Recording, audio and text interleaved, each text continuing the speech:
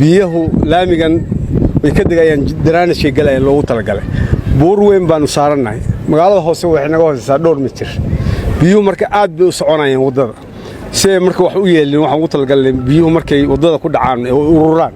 inay ku dhacaan daraanashka loogu talagalay dabadna ay ka baxaan anigu waxaan ka socdaa shirkadda Albaashid waxaanu caawinay oo ka wada shaqeynay caaqil Falaalug dhamaystirka wadadan sida uu sheegay ku noqon maayay sharaxaad badan ka bixin maayay 3 layer baa la saaray layerku u dameeyay oo emulsion ah oo laamiga madow ah rabtaana insha Allah waxa weeye sida ugu raqsa badan markii ayaa muddo la isticmaalo ayaa loo saari doonaa hadii la yiraahdo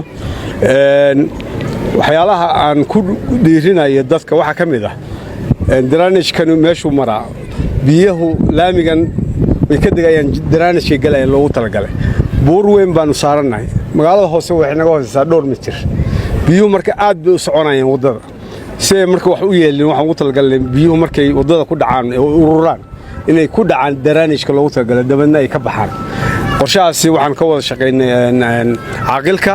in la fuliyaan rabaa waxyaalo yar yar baa u dhiman meelo badan oo la jibinayo dabadna biyaha lagu qadaray ayaa jira waan ka wada shaqeynaa meelaha aan haddana ku dhiirinayo deegaanka waxa kamid ah in la sameeyo interlock baxdarkiisa guri u jira 1 mitir ama waliba dhinaca suuqa magaalada guriyo waaweyn oo aad qurux badan baa ka dhisan marka waxa la rabaa iyada qudheed in talada lagu dirsado dhinaca dhiman lagu daro interlock loo sameeyo si wadada qurxdeeda u soo baxdo nadaafada iyo daraanashka iyaga sameynaya annagu waxaanu mas'uul ka nahay inaan laamigaas